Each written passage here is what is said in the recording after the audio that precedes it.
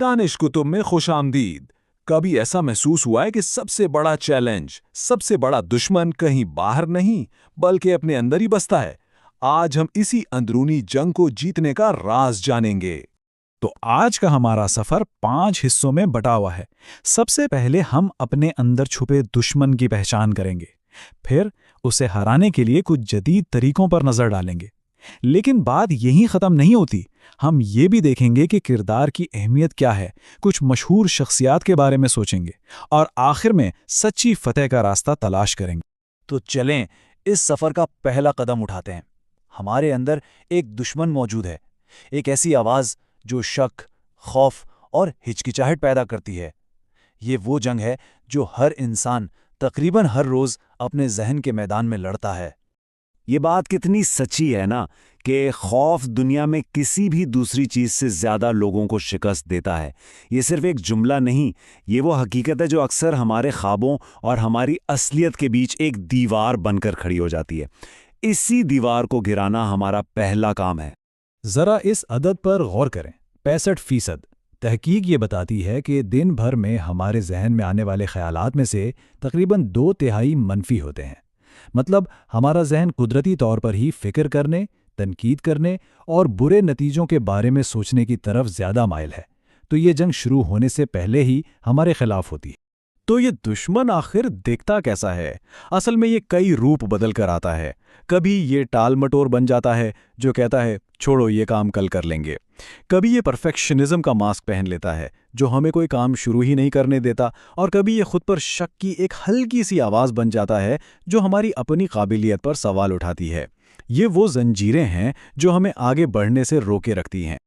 अच्छा, तो दुश्मन की शनाख्त तो हो गई, अब वक्त है जवाबी कार्रवाई का। इस हिस्से में हम एक जदीद जंगजू के वो औजार और हिकमत अमली सीखेंगे जिनसे ना सिर्फ दिफा किया जा सकता है बल्कि इस अंदरूनी जंग में जीत भी हासिल की जा सकती है। ये 7 उसूल सिर्फ पॉइंट्स नहीं बल्कि एक पूरा गेम प्लान है। ये हमें सिखाते हैं कि अपने अंदर के जंगजू को कैसे जगाएं, अपनी तवानाई सही जगह पर कैसे लगाएं और छोटी छोटी कामयाबियों से कैसे हौसला पाएं। ये समझें कि ये एक नक्शा है जो हमें मकसद की तलाश और मुसलसल बेहतरी की राह पर ले जाता है। इन औजारों में से एक बहुत ही ताकतवर टूल है विजुअलाइजेशन। आप इसे जहन का फ्लाइट सिम्युलेटर भी कह सकते हैं।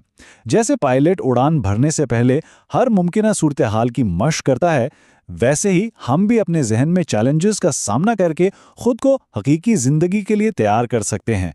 विजुअलाइजेशन की ताकत का राज इस हैरत अंगेज हकीकत में छुपा है कि हमारा दिमाग असल तजर्बे और तसव्वुर में ज्यादा फर्क नहीं कर पाता।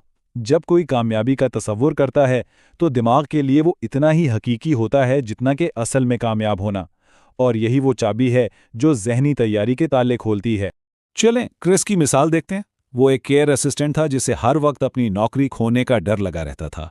एक दिन उसने हिम्मत की और बदतरीन सूरत हाल का तसव्वुर किया, अगर मुझे नौकरी से निकाल दिया गया तो क्या होगा? और जवाब हैरान कुन हद तक सादा था, मैं दूसरी नौकरी ढूंढ लूंगा।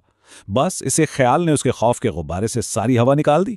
हमने जंग जीतने के औजार तो सीख लिए, लेकिन यहाँ एक लम्हे के लिए रुककर सोचें, क्या सिर्फ जंग जीतना ही सब कुछ है? क्या हर जंग जीतने के काबिल भी होती है? ये वो सवाल है जो हमें इस कहानी के एक बिल्कुल नए और गहरे मोड़ पर ले जाता है। अब हम इस सिक्के का दूसरा रुख देखते हैं। क्या ये हर हाल में जीतो वाली सोच का कोई तारीख पहलू भी हो सकता है? क्या कामयाबी के नाम पर उसूलों को कुर्बान कर देना ठीक है? आइए इस मुश्किल सवाल का सामना करते हैं। आजकल एक नया फलसफा काफी मकबूल हो रहा है जिसे कुछ लोग एयरपोर्ट स्टोइज्म कहते हैं। यानी वो किताबें जो एयरपोर्ट की दुकानों पर मिलती हैं और कामयाबी के शॉर्टकट बताती हैं। उन पर तनकीद ये है कि ये कदीम दानिश को तोड़ मड़ोड़ कर सिर्फ दौलत और शोहरत हासिल करने का एक बेरहम जरिया बनाकर पेश करती हैं। रेडिट पर एक शख्स ने इस बेचैनी को बहुत साफ लफ्जों में बयान किया। ऐसा लगता है जैसे ये किताब बेरहमी सिखा रही है और दूसरों पर रहम न करना। ये तो किसी नफ्सियाती बीमारी जैसा लगता है। ये एक सख्त तबसरा है, लेकिन ये इस अहम सवाल को जन्म देता है कि कामयाबी के जिन हीरोज की मिसालें दी जाती हैं वो वाकई कौन है। तो आइए जरा गहराई में जाकर उन मुतनाज़ शख्सियात को देखते हैं जिन्हें अक्सर कामयाबी की मिसाल बनाकर पेश किया जाता है। क्या वो वाकई हीरो हैं या फिर कुछ और? यहाँ 2 बिल्कुल मुख्तलिफ रास्ते नजर आते हैं। ایک طرف آج کا ہیرو ہے جو بے رحم ہے، جس کی دنیا اپنی انا، دولت اور شہرت کے گرد گھومتی ہے۔ دوسری طرف قدیم دانشور ہے، جس کی منزل نیکی، عاجزی اور اندر کا سکون ہے۔ ایک کی نظر باہر کی دنیا پر ہے، دوسرے کی اپنے اندر کی دنیا پر۔ اسٹیو جابز کی مثال اکثر دی جاتی ہے۔ ان کے بارے میں کہا جاتا ہے کہ وہ کسی ایسے شخص کو برداشت نہیں کرتے تھے جو ان کے بڑے عزائم پر شک کرے۔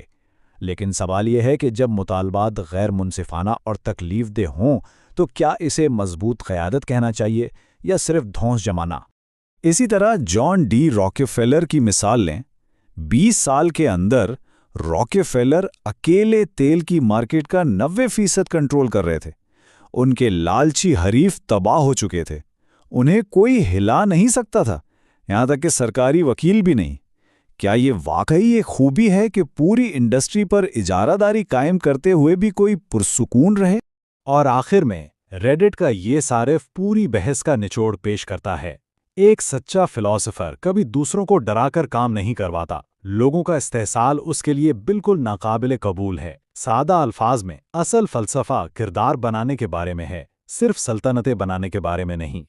تو کیا اس سب کا مطلب یہ ہے کہ وہ سارے اوزار اور طریقے بیکار ہیں؟ نہیں، بالکل نہیں۔ اصل سوال یہ ہے کہ ہم ان کا استعمال کیسے کرتے ہیں۔ آئیے اب ان دونوں راستوں کو ملا کر ایک تیسرا اور بہتر راستہ بناتے ہیں، حقیقی فتح کا راستہ۔ دیکھیں، ہم اسی ماڈرن ٹول کٹ کو نیکی کی روشنی میں دوبارہ دیکھ سکتے ہیں۔ اپنے اندرونی دشمنوں کو پہچانیں اور ان برائیوں کو بھی جن کی وہ نمائندگی کرتے ہیں۔ اپنے اندر کے جنگجو کو ہمدردی اور نظم و ضبط سے پروان چڑھائیں۔ اپنا مقصد تلاش کریں اور یقینی بنائیں کہ اس سے سب کا بھلا ہو۔ اپنی لڑائیاں دانش مندی سے چنیں، نتائج کے بجائے کردار پر توجہ دیں اور مسلسل ترقی کو گلے لگائیں، صرف اپنی مہارت میں نہیں بلکہ اپنی نیکی میں بھی۔ اور یہی اس پورے سفر کا حاصل ہے۔ حقیقی فتح صرف کوئی رکاوٹ پار کرنے کا نام نہیں، بلکہ اس عمل کے دوران ایک بہتر انسان بننے کا نام ہے۔ اصل جیت دولت یا طاقت کی نہیں بلکہ کردار کی ہوتی ہے۔ اندرونی لڑائیاں ایک زندگی بھر کا سفر ہے۔ اس سفر میں ان لڑائیوں کو لڑتے ہوئے کوئی کیا بننا چاہتا ہے؟ یہ وہ سوال ہے جو ہم سب کو خود سے پوچھنا چاہیے۔ زندگی کو بہتر بنانے کی شروعات اندر سے ہوتی ہے۔ اگر اس تجزیے نے سوچ کا کوئی نیا در کھولا تو اسے لائک کریں، سبسکرائب کریں اور اپنے ان دوستوں اور خاندان والوں کے ساتھ شیئر کریں جو اپنی زندگی کو اپ گریڈ کرنا چاہتے ہیں۔